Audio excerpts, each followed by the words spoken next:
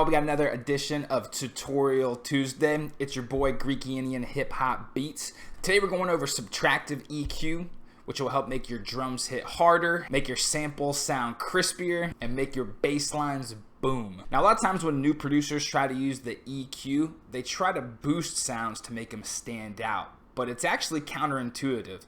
The way to make your drums hit harder and make them stand out in the mix more is actually to subtract the unwanted sounds away from them.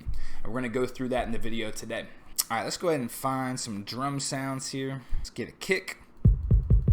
Sure. Let's get a snare. Okay. Let's get a hat.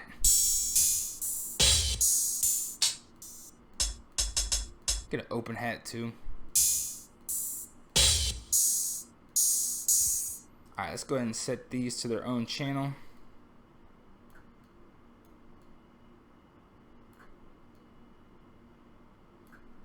Let's just go ahead and make a quick little drum pattern.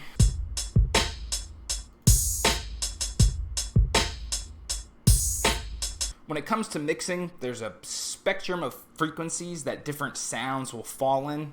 We got things in the low end, like the kick and the bass.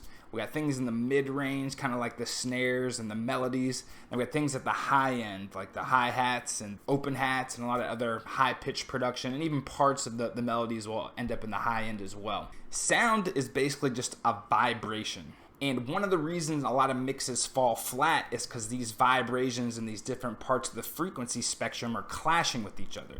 Now a kick might stand out mostly in the low end, but it'll create small vibrations throughout the whole entire spectrum. So what we want to do is we want to eliminate the vibrations that are in parts of the spectrum that you don't really notice through the human ear. Even though you can't really hear them from the kick, in the final overall mix when all the other instruments are added together, those extra vibrations all over the place when added up will take away energy from the overall mix, therefore taking away energy from the sounds coming through. You can't just raise the levels on individual sounds. It'll still sound muddy no matter how loud you make it. The way you get around this is through subtractive EQ that'll get away of those extra vibrations, giving each instrument its own place in the frequency spectrum. Each sound will still stand out in its respective place, and even though it won't technically be louder on your dB meter, it'll appear louder to the listener.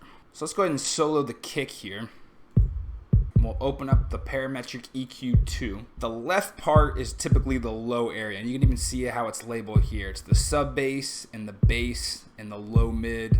That's mainly where the kick has most of its pop. Now if you hover over one of these bands here and scroll the mouse wheel all the way down, it'll give you a nice little sharp point, and you can even hear where the kick is hitting the hardest. Looks like it's right around here. There's no right one way to mix any track. However, there's principles that you can use that can make it sound better, and there's definitely things that you can do in your mix to make it sound terrible. Now the way that I typically mix my kicks is I'll come over to the hard cut, the 20 hertz plus 18 hertz cut, and I want to roll off just a little bit of the sub bass.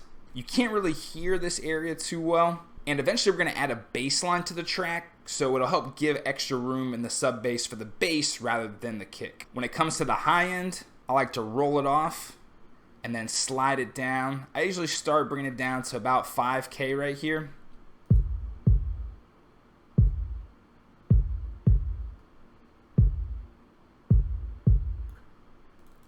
This will help give room for the hi-hats and other high frequency sounds. However, you don't have to keep it right here. This isn't set in stone. Depending on what kind of kick you use, depending on the other instruments in the track, you'll need to edit this later.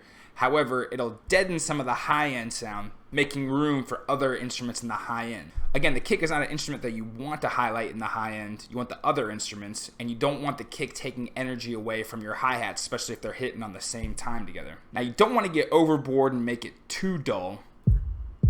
A lot of times some of the mid and higher frequencies help give the kick a little bit more character. Again, there's not one particular solid formula for how to mix a kick. It's basically what does that initial kick sample sound like, and when you have the rest of the sounds in the track together, how does it blend with everything else? But here's some basic principles. Now, every time you EQ something, it changes how hard it hits on the dB meter. So if I turn the parametric EQ off, it's hitting right above 9. When I turn it off, all of a sudden it goes below 9. Now, since we took some frequencies away from the kick, that's the reason why it's hitting a little bit lower on the dB meter. So the way to fix that is the output slider right here, and just to bring it back up to what it originally was. So if we just slide this up a little bit, it'll go right back to above 9 where it was before when we didn't have it. And that way when we turn it on and off, it'll always hit around the same area. Next up, let's solo the snare. With the snares, I typically do the hard cut again. Get out of all the low frequencies out of there. The snare is going to hit more in the mid-range. So I want to cut the low end out as much as I can. However, if you go too far, your snare sounds a little flat. So you want to be able to find that balance. Also with snares and a lot of instruments, I just want to take away a lot of the high frequencies that you don't even really hear. And depending on the snare, I'll roll off a lot of the high end. But I don't get too crazy with it.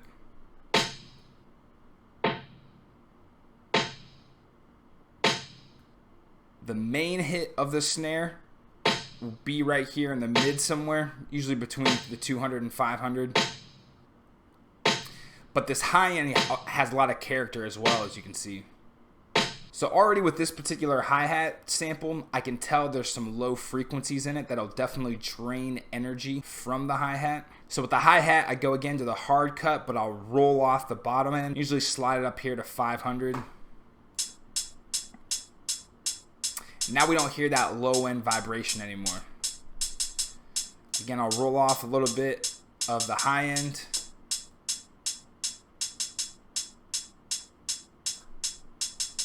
And the rule of thumb, not only with the hi-hats, but maybe with all the other drums and pretty much everything, is to eliminate the unwanted frequencies. Go ahead and keep cutting those frequencies away until you can actually hear a difference.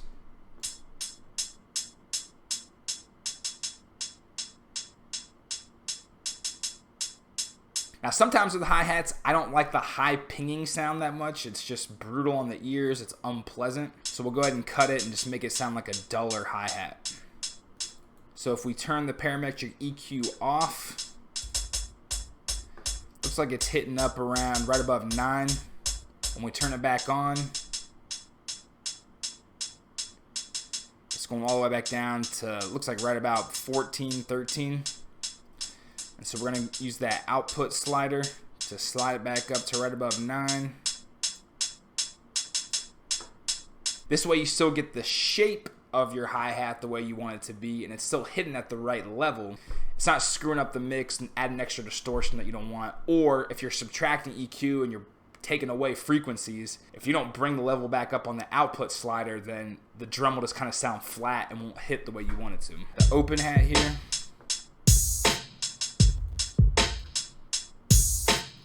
Same as the hi-hat, roll it off, usually come down to about 500 or so.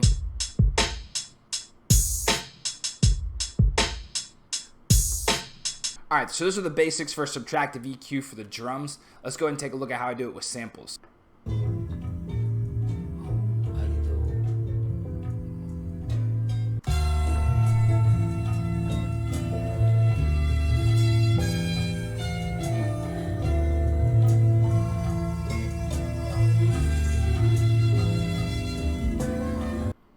Slide this onto the playlist. Now when you listen to the sample, you can tell it has a lot of low end in it, and when you're sampling, you usually want to cut all that out. So let's go ahead and send the sample to its own track.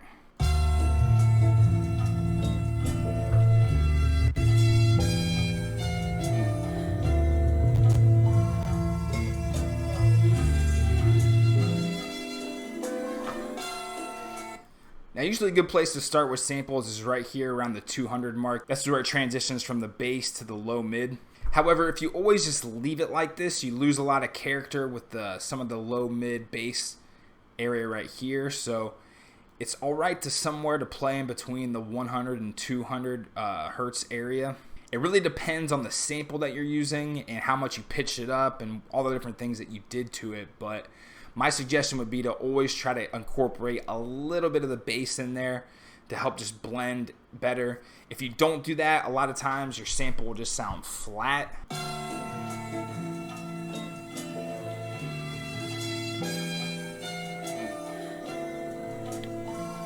Now, when you're initially working with the sample, you might like it one way, then when the whole track comes together, you might go back and change it later. So that's why I always recommend maybe start around the 200 area, and then once the rest of the track is put together and you're mixing, that's when you want to edit the EQ and find that good balance of getting some of the bass in there, but not too much that it overpowers whatever bass line that you use. Again, also roll off a little bit of the high end sometimes to take away this energy that you're just not really going to hear or is unpleasant. Now, when it comes to samples, they have a lot more character and a lot longer time frame than just a basic one-hit drum or kick or snare sound. So some other EQ tips that you can do to subtract away unwanted frequencies. Sometimes there's parts of the samples that sound good, but they just are too loud and they could create unnecessary distortion in the mix, or the original sample just was never mixed that well in the first place, and there's instruments that are a lot louder than others. So you can always stack EQ on top of each other. And so what I like to do with pretty much every sample that I do nowadays is I try to find areas of the sample that are just too loud, and I like to just EQ out a little bit of that. The way that I do that is I hover over one of the bands here, scroll the mouse wheel all the way down, that way it gives me a nice sharp little pointy cutter right here. So what I'm going to do is I'm going to drag this throughout the spectrum to find places where the sound gets really sharp in your ear and it makes you feel like someone's jamming a pencil in your ear. Find that part and then you drag it down.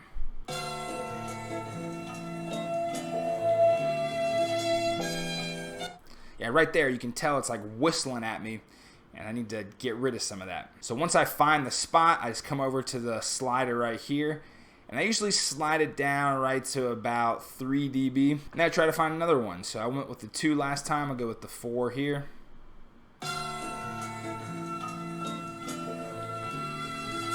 Right there.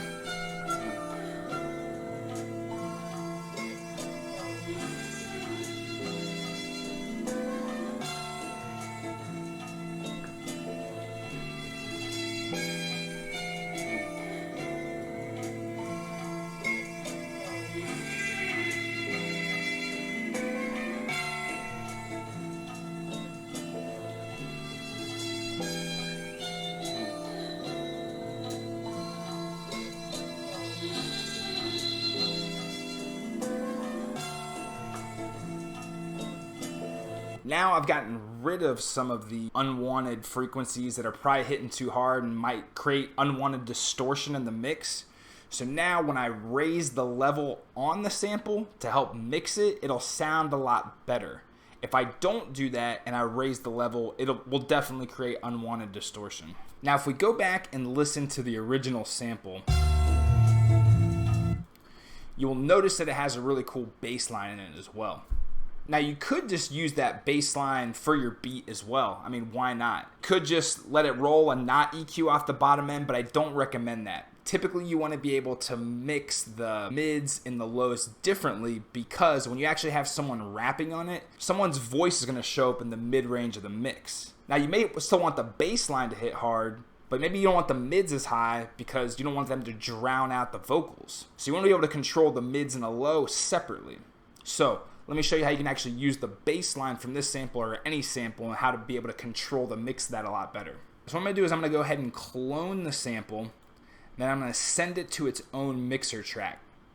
This way that the sample will still play on time, but if I send them to 2 separate tracks, I can put different EQ on them. We're going to open up the parametric EQ again, and this time we're going to just roll off the high end and bring that down right around here to 500. See how that sounds?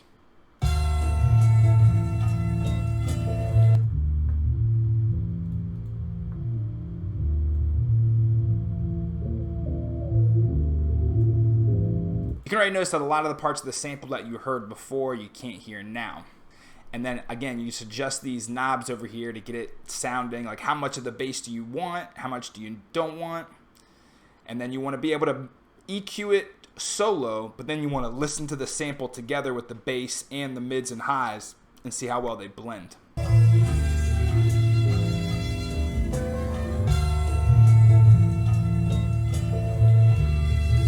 So not only when you clone the track you can EQ it different, you can also put other different effects on it and things like that, which I'll cover how to shape your samples using effects in a future tutorial. Let's say you didn't want to use the bass from the sample and you just wanted to pull an 808 or a bass sample from a drum kit or something. There's a little bit different way that I EQ those.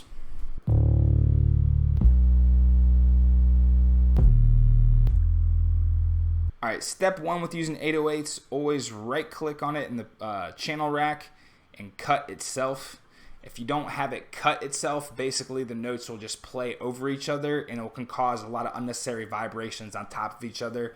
It'll take away energy from the rest of the sounds and the bass will just sound muddy and crap. So with the 808s, I don't do the hard cut. I just use the typical bands right here, and I just do a slight dip somewhere around the bass or the low mid area using the last number 7 notch.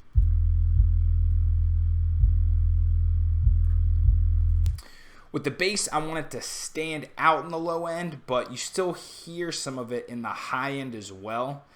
Basically, the principle with the bass is that I want to cut out enough of the high ends that they don't steal energy from all the other sounds going in the high ends, but I don't necessarily want to cut it out completely. Then the mix sounds kind of flat and the bass doesn't seem to hit as hard.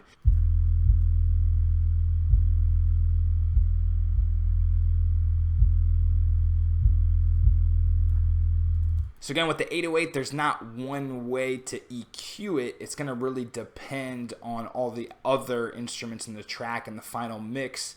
You need to adjust where you're cutting it at to mix with the different melodies and where to go. Typically what I do is just raise it up and then I start to dip, and once I notice the melodies stand out a little bit more, that's when I stop it.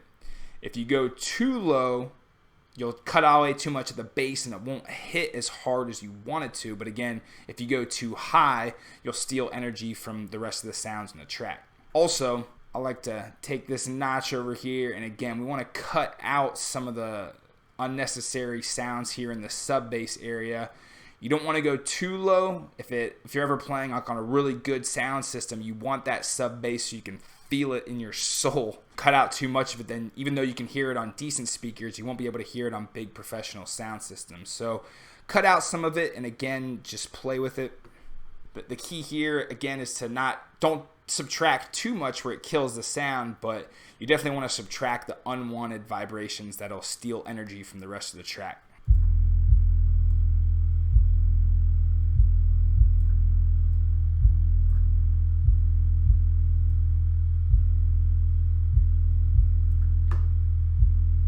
Alright, that's pretty much it for subtractive EQ. If you're having trouble with trying to get your drums to hit harder, or your bass lines to boom harder, or your samples just don't have that energy that you're looking for, chances are you have unnecessary vibrations going on that are stealing energy from the rest of the mix.